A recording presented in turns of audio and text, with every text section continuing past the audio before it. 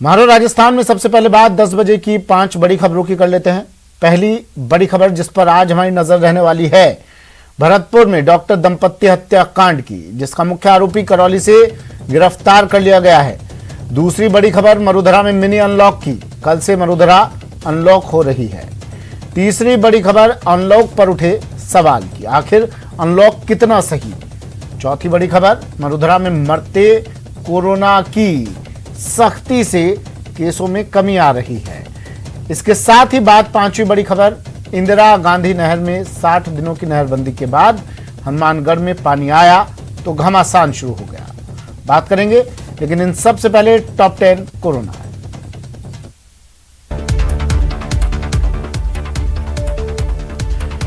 भारत में सबसे पहले जो कोरोना का वेरिएंट मिला था उसका नाम WHO ने डेल्टा वेरिएंट रखा है। भारत में 12 मई को इस वेरिएंट की पहचान B1617 से की गई थी, जिसे भारतीय वेरिएंट कहा जा रहा था। CBSE और ICSE की 12वीं की परीक्षा को रद्द किए जाने की मांग के बीच आज शिक्षा मंत्रालय परीक्षा के आयोजन से संबंधित बड़ा ऐलान कर सकता है। साल के अंत तक 18+ वालों का टीकाकरण पूरा कर लिया जाएगा, ये दावा केंद्र सरकार ने सुप्रीम कोर्ट में किया है। लखनऊ के मेदांता अस्पताल में भर्ती समाजवादी पार्टी के सांसद आजम खान कोरोना निगेटिव हो गए हैं। डॉक्टर के मुताबिक उनकी तबीयत में तेजी से सुधार हुआ है। राज्य सरकार ने कोरोना की नई गाइडलाइन जारी कर दी है। प्रदेश में 2 जून से मॉडिफाइड लॉकडाउन रहेगा। 7 जून से सभी सरकारी कार्यालय खुलेंगे, वहीं 10 जून से निजी बसों का संचालन किया जा सकेगा। नई गाइडलाइन में व्यावसायिक गतिविधियों को सीमित छूट दी गई है। मंगलवार से शुक्रवार सुबह 6 बजे से 11 बजे तक दुकानें खुलेंगी, वहीं शुक्रवार दोपहर से मंगलवार सुबह तक लॉकडाउन जैसी स्थिति रहेगी।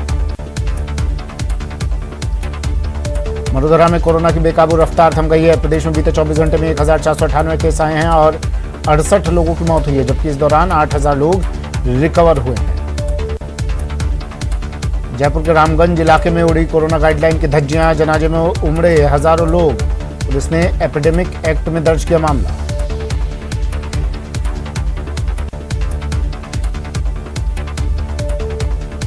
कोटा में कोरोना का आंकड़ा धीरे धीरे कम होने लगा है, लेकिन मौत के आंकड़े चिंताजनक कहे जा सकते हैं। पिछले 24 घंटों में 5 मरीजों की मौत हो गई। टोंक में वैक्सीन खराब ना हो, इसके लिए चिकित्सा विभाग अलर्ट है। जिले में सिर्फ 2.6% वैक्सीन खराब हुई है, जो अन्य जिलों के मुकाबले और औसत से काफी कम है। और बड़ी खबर आ रही है गुजरात से। गुजरात के बनासकांठा से इस वक्त की बड़ी खबर, तेज रफ्तार टैंकर यहां पलट गया। टैंकर पलटने से उसमें आग लग गई। आग की चपेट में पुलिस की जीप भी आ गई। टैंकर क्लीनर की झुलसने से इस हादसे में मौत हो गई। 3 लोगों को हालांकि बचा लिया गया है। बड़ी खबर गुजरात के बनासकांठा से, तस्वीरें देखिए, भीषण हादसा और इस हादसे के बाद की डरावनी तस्वीरें। भीषण आग, टैंकर रफ्तार के कारण संतुलन होता है ड्राइवर का और ये टैंकर पलट जाता है। इसके बाद टैंकर में आग, इस आग की चपेट में पुलिस की एक गाड़ी भी आ गई। तेज रफ्तार टैंकर में आग लगी है, इसमें एक व्यक्ति की मौत हो गई। 3 लोगों को हालांकि बचा लिया गया है। टैंकर क्लीनर की झुलसने से मौत। गुजरात के बनासकांठा से बड़ी खबर और ये तस्वीरें टीवी स्क्रीन पर। खबर श्रीगंगानगर से है, जहां देर रात आए थे इस तूफान ने जिले में काफी नुकसान पहुंचाया। वहीं पदमपुर के ईंट भट्टे पर तूफान के दौरान ही भीषण आग लग गई, जिससे वहां रखे सूखे गुने की बड़ी ढेरी में आग लग गई। आसपास के क्षेत्रों से आए पानी के टैंकरों की मदद से घंटों मशक्कत के बाद आग पर काबू पाया जा सका।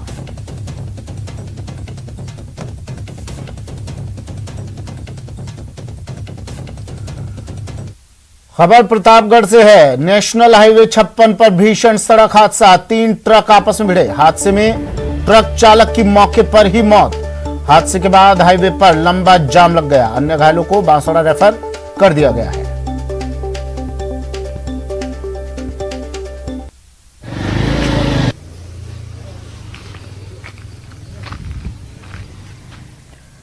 ये तस्वीरें हादसे के तुरंत बाद की। प्रतापगढ़ से बड़ी खबर, नेशनल हाईवे 56 पर हादसा हुआ है। ट्रक चालक की मौके पर मौत, हाईवे पर लंबा जाम। घायलों को बांसवाड़ा रेफर किया गया। 3 ट्रक एक के बाद एक आपस में भिड़े और ये भीषण सड़क हादसा। तस्वीरें हादसे के तुरंत बाद की। नेशनल हाईवे 56 पर यह हादसा हुआ। प्रतापगढ़ से बड़ी खबर, तस्वीरें टीवी स्क्रीन पर।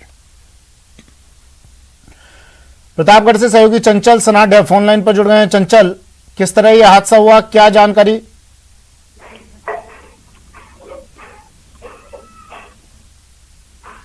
चंचल, आवाज सुन पा रहे हैं आप मेरी? आवाज चंचल तक नहीं पहुंच पा रही है। फिर से संपर्क करने की कोशिश करेंगे, लेकिन उससे पहले तस्वीरें देख लीजिए, खबर जान लीजिए। प्रतापगढ़ से बड़ी खबर है, भीषण सड़क हादसा हुआ है। 3 ट्रकों की भिड़ंत, एक के बाद एक 3 ट्रक आपस में भिड़ते चले गए और ट्रक चालक की हादसे में एक ट्रक चालक की मौके पर ही मौत हो गई। इसके बाद इस हाईवे पर लंबा जाम। हादसे के बाद घायलों को बांसवाड़ा रेफर कर दिया गया है।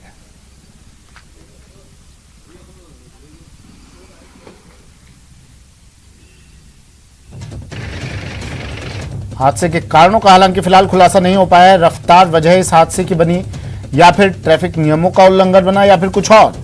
लेकिन फिलहाल ये तस्वीरें देखिए, हादसे के बाद की तस्वीरें हैं। चलिए बढ़ते हैं अगली खबर की ओर। वैक्सीन पर वार, पलटवार का दौर जारी है और इस कड़ी में राहुल गांधी के बयान पर बीजेपी नेता सुधांशु त्रिवेदी ने पलटवार किया है।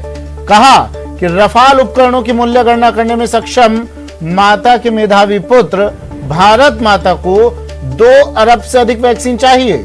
इसके उत्पादन, आयात, संरक्षण, वितरण हेतु महीनों की गणना भी कर लेते तो समझ जाते। एंटी वैक्सीनेशन विपक्ष का प्रथम प्रचार था। All vaccination PM Modi ji का प्रथम संकल्प है।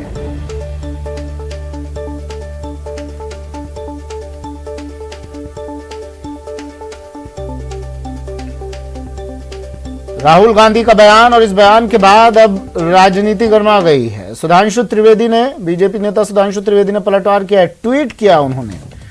रफाल उपकरणों की मूल्य गणना करने में सक्षम माता के मेधावी पुत्र भारत माता को 2 अरब से अधिक वैक्सीन चाहिए, और ये जवाब उन्होंने राहुल गांधी के बयान का दिया है ट्वीट कर। वैक्सीन पर राजनीति वार पलटवार। ये ट्वीट सुधांशु त्रिवेदी का लिखा उन्होंने। All vaccination PM Modi ji का प्रथम संकल्प है और एंटी वैक्सीनेशन विपक्ष का प्रथम प्रचार था।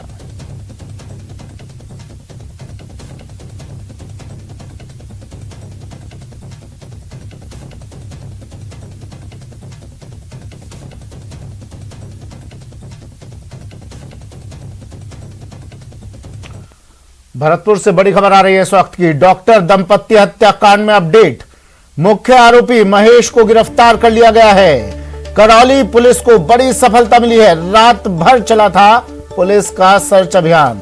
आरोपी को भरतपुर लाया जाएगा। सुरौठ थाना क्षेत्र के अरनियासी से गिरफ्तार किया गया है। पुलिस अधीक्षक मृदुल कच्छावा ने यह जानकारी दी। बड़ी खबर भरतपुर से, डॉक्टर दंपत्ति हत्याकांड में अपडेट, मुख्य आरोपी महेश गिरफ्तार। करौली पुलिस को बड़ी सफलता मिली है। पुलिस का सर्च अभियान रात भर चला। इस आरोपी की गिरफ्त के लिए पुलिस लगातार प्रयास कर रही थी। कहा जा रहा था जल्द से जल्द इसकी गिरफ्तारी की जाएगी। ये तस्वीरें देखिए जब इस वारदात को अंजाम दिया गया था। ये दोनों आरोपी आते हैं, डॉक्टर दंपत्ति की रैकी कर रहे थे। बाइक पर सवार ये दोनों आरोपी आते हैं और कार के आगे इस बाइक को लगाते हैं। दोनों उतरते हैं बाइक से और दनादन फायर करते हैं और इसके बाद बड़े आराम से हवा में बंदूक लहराते हुए निकल जाते हैं। और ये देखिए बाइक को पहले धक्का भी दिया जाता है, लेकिन इन्हें रोकने टोकने वाला कोई नहीं। ये दोनों आरोपी निकल जाते हैं और उसके बाद पुलिस लकीर पीटती रह जाती है। लेकिन आज आखिरकार पुलिस को बड़ी सफलता मिली है। पुलिस कह रही है कि रात भर हम सर्च अभियान चला रहे थे, काफी मेहनत कर रहे थे और हमने इसे गिरफ्तार कर लिया है। सुरौठ थाना क्षेत्र के अरनिया से इसकी गिरफ्तारी हुई है। बड़ी खबर, डॉक्टर दंपत्ति हत्याकांड का मुख्य आरोपी गिरफ्तार।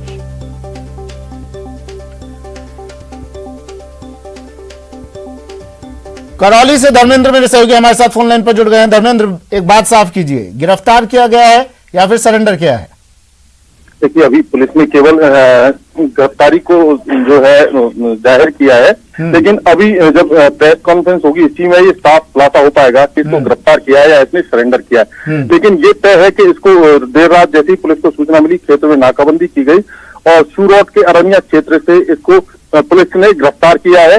अब ये देखना है कि पुलिस इसे गिरफ्तार दिखाती है या इसे सरेंडर बताती है। पुलिस अपनी पीठ थपथपा रही होगी इस वक्त, लाजमी सी बात है। लेकिन पुलिस की कार्यशैली पर सवाल तो खड़े कर दिए हैं इस वारदात ने। क्या कह रहे हैं अब जांच अधिकारी? दूसरा आरोपी कहां, वो कब तक हत्थे चढ़ेगा, या उसके भी सरेंडर का इंतजार किया जा रहा है? जी बिल्कुल, निश्चित तौर से अगर इसने सरेंडर किया, पुलिस इसे गिरफ्तार दिखाती है तो निश्चित तौर से पुलिस की गिरफ्तार जो कार्यशैली है उस पर सवाल खड़े करता है। हालांकि पुलिस अधिकारियों का कहना है कि जो मुख्य दूसरा आरोपी है उसको भी जल्द गिरफ्तार किया जाएगा और उसकी गिरफ्तारी के प्रयास जारी हैं। जगह जगह कॉम्बिंग और सर्च अभियान चलाया जा रहा है। लेकिन बड़ा सवाल यह है कि गिरफ्तारी में देर हुई, साथ ही जो पहचान थी वो होने के बाद भी गिरफ्तारी में देर होना बड़ा सवाल है। दीपक जुड़ गए भरतपुर से। दीपक, करौली से भरतपुर लाया जाएगा इस आरोपी को? जी बिल्कुल सुमित, मैं आपको बताना चाहता हूं कि ये जो आरोपी है महेश, इसने सरेंडर करने की सूचना है, लेकिन पुलिस अब अपना बड़प्पन दिखाने के लिए इसको गिरफ्तार दिखा रही है। बता रही है कि सूरोट के अरनिया से इसको गिरफ्तार किया है, जबकि हमारे पास सूत्रों के हवाले से पूरी खबर थी कि इसने सरेंडर किया है और मासलपुर थाना क्षेत्र के गांव है बिरहेटा, वहां पर इसने शरण ली थी और वहां से इसने अपने आप को सुरक्षित नहीं समझा, इसलिए करौली पुलिस के सामने सरेंडर करने की सूचना थी। लेकिन अब पुलिस कहीं ना कहीं ये पूरी अपनी वो लेने के फिराक में है कि पूरा कंफर्म कर लेते हैं ना। धर्मेंद्र जुड़े हुए हैं करौली से हमारे साथ। धर्मेंद्र, गिरफ्तारी या सरेंडर, एक बार फिर बताइए। दीपक क्योंकि ये कह रहे हैं कि सरेंडर किया है इसने, दिखा रही है, लेकिन ये अभी पुलिस ने ये कंफर्म नहीं किया कि इसे गिरफ्तार किया है या सरेंडर किया है। लेकिन पुलिस का ये कहना है कि इसको वो उनकी गिरफ्त में है और जल्दी उसे भरतपुर ले जाया जाएगा, जहां दीपक भरतपुर कब तक लाया जाएगा इसे? जी सुमित, मैं आपको बताना चाहता हूं, पुलिस अधीक्षक ने अभी हमें जानकारी दी है कि 2 बजे वो पुलिस अधीक्षक कार्यालय में प्रेस कॉन्फ्रेंस करेंगे और 2 बजे तक जो आरोपी है वो भरतपुर ले जाया जाएगा। 2 बजे आरोपी को भरतपुर है वो पुलिस सामने पेश करके मीडिया से मुखातिब होंगे। वहाँ आईजी प्रसन्न कुमार खमेसरा भी मौजूद रहेंगे और पुलिस अधीक्षक देवेंद्र कुमार बिश्नोई भी मौजूद रहेंगे। लेकिन सबसे बड़ा सवाल सुमित ये सवाल है कि पुलिस पर बार बार सवाल खड़े हो रहे हैं कि जिस तरह से आरोपियों की तुरंत ही घटना के तुरंत बाद ही पहचान हो गई थी और इतना लंबा समय बीतने के बावजूद भी आरोपियों की गिरफ्तारी नहीं हो पाई है। अब गिरफ्तारी का श्रेय ले रही है पुलिस। हालांकि अब आरोपी ने सरेंडर किया है या फिर गिरफ्तारी दिखाई है, ये तो पुलिस खुलासा करेगी जब प्रेस कॉन्फ्रेंस के जरिए कि पुलिस का क्या कहना है। हालांकि ये है जो दूसरा आरोपी है उसके लिए भी अभी पुलिस ने पूरे सर्च अभियान चला रखा है। डांग में जो है अभी भी पुलिस की जो खुफिया टीम है वो लगी हुई है। और दूसरा जो मुख्य आरोपी है अनुज, जिसने गोली चलानी है, डॉक्टर दंपति पर गोली चलाई थी, उनकी हत्या की थी, उसकी जो तलाश की जा रही है। ये जो आरोपी है महेश, वो अनुज के साथ आया था, इसने बाइक चला करके लेके आया था। वारदात मुख्य आरोपी तो अनुज हुआ ना दीपक, मुख्य आरोपी तो अनुज हुआ ना, महेश बाइक चलाकर लाया था।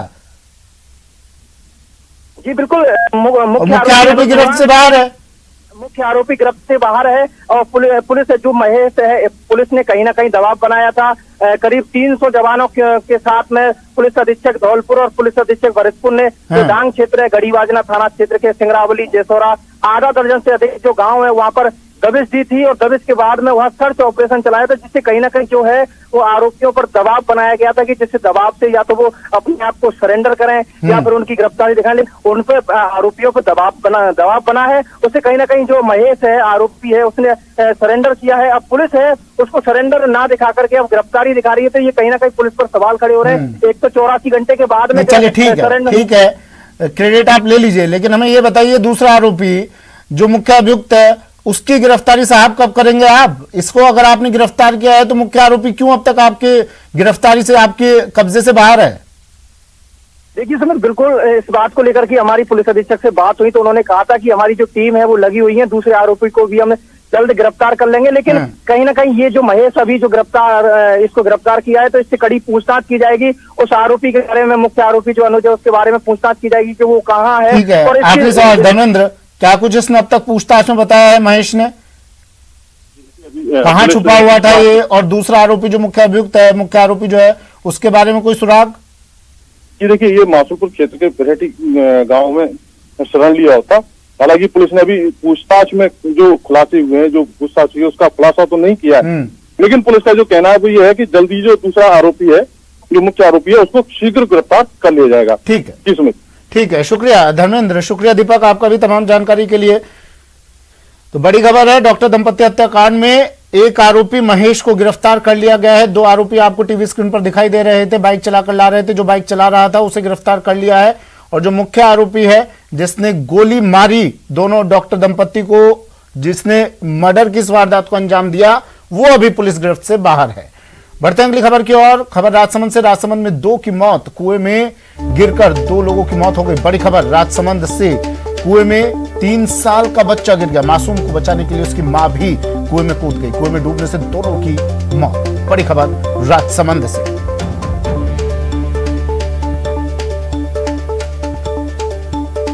कुएं में गिरने से 2 लोगों की मौत। एक बच्चा, 3 साल का बच्चा कुएं में गिरा और उसे बचाने के लिए उसकी मां भी कुएं में कूद गई। कुएं में डूबने से दोनों की मौत। राजसमंद से बड़ी खबर।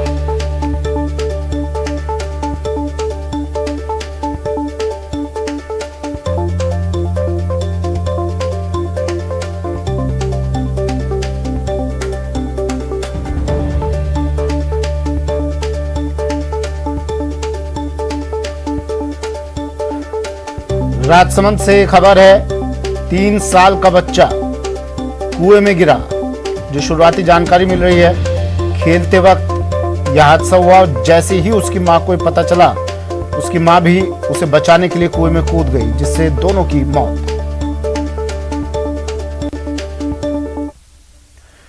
वैक्सीनेशन के लिए कोविन ऐप पर कैसे करें रजिस्ट्रेशन, आइए आपको बताते हैं। आसान है रजिस्ट्रेशन, आसान है वैक्सीनेशन। सबसे पहले कोविन ऐप या cowin.gov.in वेबसाइट पर अपने मोबाइल नंबर को OTP के जरिए रजिस्टर या साइन इन करें। फिर वैक्सीनेशन के रजिस्ट्रेशन के लिए फोटो ID और अपने बाकी डिटेल्स डालकर रजिस्टर पर क्लिक करें। अब स्क्रीन पर आपका रजिस्ट्रेशन डिटेल्स दिखेगा, जिसके नीचे शेड्यूल नाउ बटन पर क्लिक कर अपने एरिया पिन कोड या डिस्ट्रिक्ट के नाम से सर्च करने से सरकारी और प्राइवेट वैक्सीनेशन सेंटर के डिटेल्स दिखेंगे, जिसमें से अपनी सहूलियत से सेंटर और डाटा सिलेक्ट कर अपने वैक्सीनेशन का अपॉइंटमेंट बुक कर सकते हैं। ध्यान रहे, जिस फोटो ID से रजिस्टर किया, वैक्सीनेशन लगवाते समय वही ID कार्ड जरूर साथ ले जाएं। आसान है ना? रजिस्ट्रेशन करेंगे कोविन पर तो जीत निश्चित होगी कोविड पर। चलिए, वक्त एक ब्रेक का है, लेकिन ब्रेक पर जाने से पहले बात नेटवर्क की टीम की मुहिम की। नेटवर्क की टीम यह सुनिश्चित करना चाहता है कि हर भारतीय को कोविड-19 टीकाकरण मिले। टीकाकरण जागरूकता बढ़ाने के लिए नेटवर्क की टीम और फेडरल बैंक की पहल संजीवनी अ शॉट ऑफ लाइफ को सपोर्ट करें। Health expert Apollo 24/7।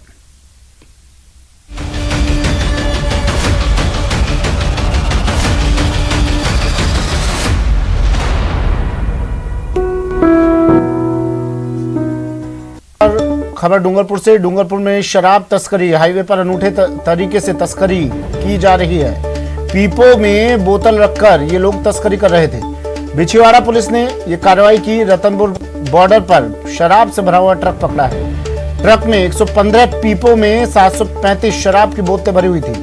चालक समेत अब 2 आरोपियों को गिरफ्तार कर लिया गया है। पानीपत से राजकोट ये लोग शराब ले जा रहे थे।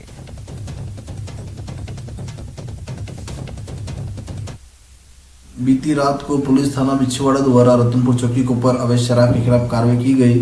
कार्रवाई के अंतर्गत 407 डाले को रोका गया और उनके ड्राइवर से पूछताछ की गई। तो पूछताछ में सामने आया कि डाले के अंदर पीपे रखे हुए हैं। उन पीपों को जब चेक किया गया तो पीपों के अंदर शराब के बोतलें भरी हुई थी। ड्राइवरों ने पूछताछ में ग्रीस बताया था। कुल जो पीपे हैं उनके 105 पीपे हैं, जिनमें करीब 735 बोतल शराब मिली है, जिसके खिलाफ आपका अधिनियम प्रकरण दर्ज करके अनुसंधान जारी है। चलिए, जयेश मेरे से हमारे साथ फोन लाइन पर जुड़ गए हैं। जयेश, किस तरह से कार्रवाई की गई, क्या ये पूरा मामला, किस तरह से ये लोग तस्करी की इस वारदात को अंजाम दे रहे थे, कितने वक्त से दे रहे थे? जी, मैं बताना चाहूंगा, डूंगरपुर जिले में SP सुधीर जोशी के निर्देशन में अवैध शराब तस्करी की रोकथाम को लेकर के अभियान चलाया जा रहा है। उसी के तहत बीती रात बिछीवाड़ा थानाधिकारी रिजवान खान को ये सफलता मिली है। नाकेबंदी के दौरान एक ट्रक को रोककर तलाशी ली गई तो उसमें तेल के खाली पीपों के अंदर जो है अवैध शराब की बोतलें भरी हुई थी। इसके बाद ट्रक को जब्त कर लिया गया और ट्रक चालक और उसके सहयोगियों को गिरफ्तार कर लिया गया। ट्रक से पुलिस ने करीब 4,70,000 कीमत की 735 अंग्रेजी शराब की बोतलें बरामद की है। और पूछताछ में आरोपी ने बताया कि ये जो शराब है वो पानीपत से भरकर गुजरात के राजकोट ले जाई जा रही थी। गुजरात की बात करें, वहां पर शराब बनती है। इस कारण से अक्सर राजस्थान और हरियाणा से जो शराब की गाड़ियां भर भर के गुजरात ले जाई जाती है और रतनपुर होल्डर पर अक्सर ऐसी कार्रवाई की जाती है। इस बार भी पुलिस को जो है बड़ी सफलता हाथ लगी है। ठीक है, शुक्रिया जयेश तमाम जानकारी के लिए।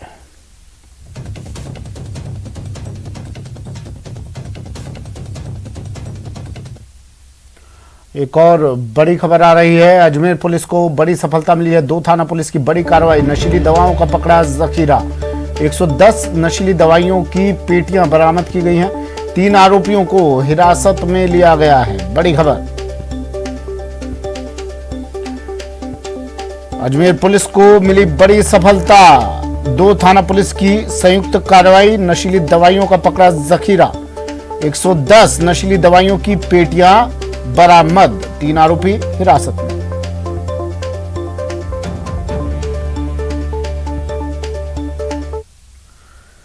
टोंक में शराब की दुकानों पर आबकारी विभाग ने गाइडलाइन का पालन नहीं करने पर कार्रवाई की, तो शराब व्यापारियों ने बिना लाइसेंस के अवैध शराब बिक्री पर रोक लगाने को लेकर मोर्चा खोल दिया। शराब की बिक्री पर घमासान, कहीं सख्ती कहीं सुस्ती। अधिकारी और शराब व्यापारियों में ठनी। आबकारी विभाग के दफ्तर में हंगामा बरपा है। व्यापारी एकजुट होकर शराब की दुकानों की चाबियां लेकर अधिकारियों को सौंप रहे हैं। अधिकारियों से सवाल कर रहे हैं, बिना लाइसेंस के शहर में बेची जा रही अवैध शराब पर एक्शन क्यों नहीं? दरअसल आबकारी विभाग ने गाइडलाइन के तहत 11 बजे के बाद शराब का ठेका खोलने पर कार्रवाई की, तो शराब व्यापारियों ने अवैध शराब की बिक्री को लेकर विभाग के अधिकारियों के खिलाफ मोर्चा खोल दिया। व्यापारियों का आरोप है कि छापे की कार्रवाई अवैध शराब की दुकानों पर करने के बजाय लाइसेंसी शराब की दुकानों पर की जा रही है। दुकानें चल रही है जिनके लिए कई बार कह दिया, वहाँ पे भी अगर कार्रवाई करते हैं तो 20-25-30 लाख रुपए माल अवैध भरा हुआ है, मगर वहाँ नहीं जाएंगे, सीधा जाएंगे वैध दुकान पे। अवैध पे कोई कार्रवाई नहीं होती। बिले की देखे तो बिले की बेच रहा है और हमारी गारंटी पूर्ति नहीं हो पड़ी। अभी में हमें 80 लाख रुपए का माल उठाना है। गारंटी दुकानों की कोई सेल नहीं आ रही, दुकानों पे सेल नहीं आएगी तो हम गारंटी कहाँ से पूरी करेंगे सर? और हमें नाजायज परेशान किया जा रहा है।